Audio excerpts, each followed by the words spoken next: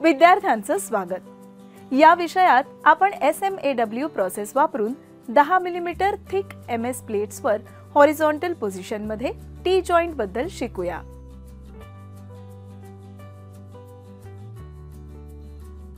या विषयाच्या शेवटी तुम्ही सक्षम व्हाल टॅक वेल्डिंग आणि वेल्डिंग प्रक्रियेसाठी योग्य इलेक्ट्रोड्स निवडण्यास।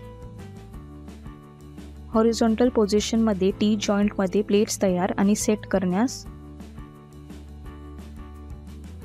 टॅक वेल्ड करण्यास, SMAW वापरून हॉरिझॉन्टल पोझिशन मध्ये वेल्ड टी जॉइंट करण्यास, साठी वेल्डमेनची तपासणी करण्यास। आता SMAW प्रक्रियेचा वापर करून हॉरिझॉन्टल पोझिशन मध्ये 10 mm जाड MS प्लेटवर टी जॉइंट साठी आवश्यक असलेली साधने पाहू।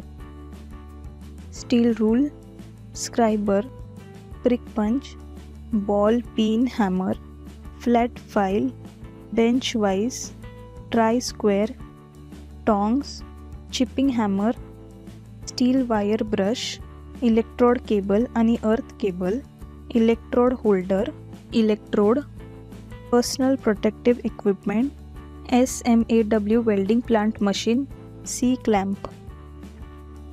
आता SMAW प्रक्रियेचा वापर करून हॉरिझॉन्टल पोझिशन मध्ये 10 mm जाड MS प्लेटवर टी जॉइंटसाठी प्री वेल्डिंगची तयारी पाहू। 2 mm जाड MS प्लेट्स कापून घ्या, 150 mm length by 50 mm width.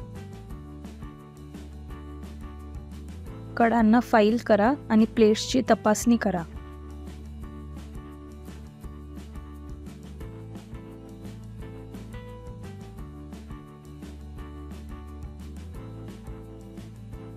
Bottom plate जमिनीला पॅरलल आणि दुसरी प्लेट परपेंडिक्युलर ठेवली पाहिजे।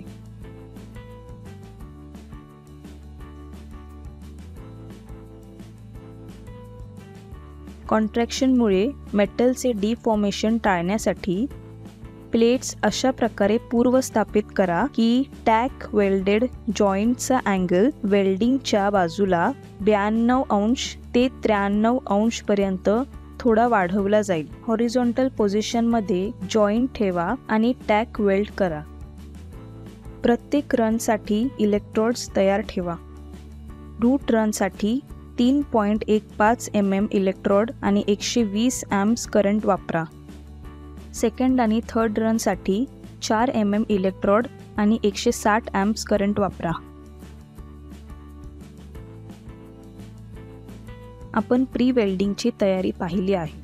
आता SMAW प्रक्रिया वापरून हॉरिझॉन्टल पोझिशन मध्ये 10 mm जाडीच्या MS प्लेटवर टी जॉइंटची वेल्डिंग प्रक्रिया पाहू। 3.15 mm डाया, इलेक्ट्रोड आणि 110 amps वेल्डिंग करंटसह रूट रन जमा करा। लाइन ऑफ वेल्ड पर्यंत 70 अंश ते 80 अंशचा इलेक्ट्रोड अँगल राखा आणि वर्टिकल प्लेट आणि इलेक्ट्रोड दरम्यान 40 अंश ते 50 अंश। युनिफॉर्म फ्युजन आणि योग्य रूट पेनिट्रेशन मिळवण्यासाठी शॉर्ट आर्क राखा। डिस्लॅग करा आणि रूट बीड पूर्णपणे स्वच्छ करा। उडणाऱ्या स्लॅग पार्टिकल्स पासून डोळ्यांचे संरक्षण करण्यासाठी डिसलॅगिंग करताना सेफ्टी गॉगल्स वापरा। 4 mm इलेक्ट्रोड आणि 160 amps वेल्डिंग करंटसह सेकंड रन जमा करा। इलेक्ट्रोडचा अँगल खालच्या प्लेटला 55 अंश ते 65 अंश आणि वर्टिकल प्लेटला 25 अंश ते 35 अंश आणि लाइन ऑफ वेल्डला 70 अंश ते 80 अंश पर्यंत ठेवा। सेकंड रन काही प्रमाणात रूट रन झाकून जमा करावे लागेल आणि काही प्रमाणात बॉटम प्लेटवर। शॉर्ट आर्क वापरून इलेक्ट्रोडला स्थिर गती द्या। सरळ पद्धतीने रूट रन जमा करा। वीविंग मूवमेंट्स टाळा। डिस्लॅग करा आणि वेल्ड बीड स्वच्छ करा। तिसरी आणि final run 4 mm dia, electrode आणि 160 amps वेल्डिंग करंटसह जमा करा। इलेक्ट्रोडचा वेल्डच्या लाईनपर्यंतचा अँगल दोन्ही प्लेट्सवर 70 अंश ते 80 अंश आणि 40 अंश ते 50 अंश असतो। थर्ड रन अशा प्रकारे जमा करावा लागेल की बीड काही प्रमाणात रूट रनला आणि सेकंड रनला आणि काही प्रमाणात वर्टिकल प्लेट व्यापून टाकेल. आवश्यक थ्रोट थिकनेस राखण्यासाठी थर्ड रनच्या तळाशी टो लाईनमध्ये अंतर नसावे.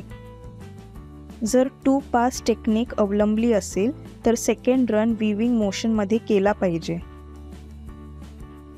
आता आपण SMAW प्रक्रियेचा वापर करून हॉरिझॉन्टल पोझिशनमध्ये 10 mm जाड MS प्लेट्सवर टी जॉईंटसाठी अनुसरण करण्यासाठी महत्त्वाचे मुद्दे पाहू.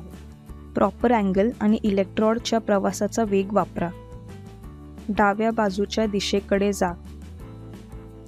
प्रॉपर अँगल आणि इलेक्ट्रोडची ट्रॅव्हल स्पीड वापरून ओव्हर डेपोझिशन आणि बाजूचा अंडरकट टाळा.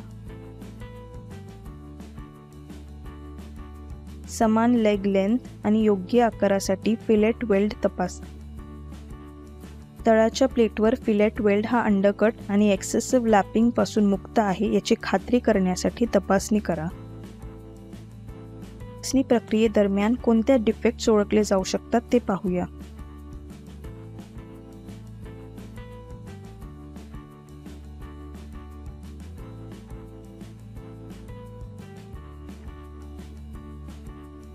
Over डेपोझिशन.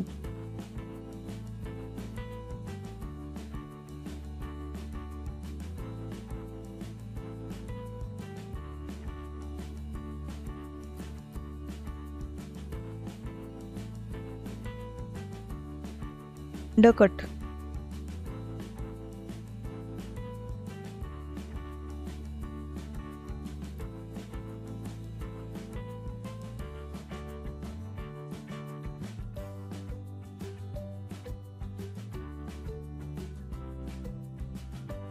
Solid inclusion.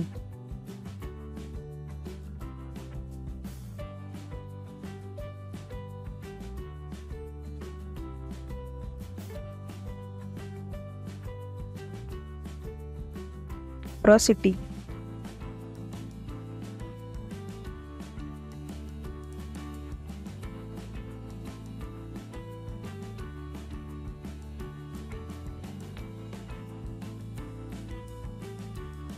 Blow holes.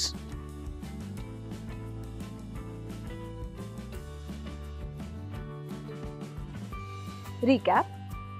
या विषयामध्ये तुम्ही शिकलात इलेक्ट्रोड, करंट, पोलॅरिटी आणि आर्क लेंथ निवडणे, शॉर्ट आर्कने टी जॉईंटला वेल्ड करायला आणि ट्रॅव्हल स्पीड युनिफॉर्म करायला, बाहेरच्या दोषांसाठी वेल्डमेंट्स तपासणे.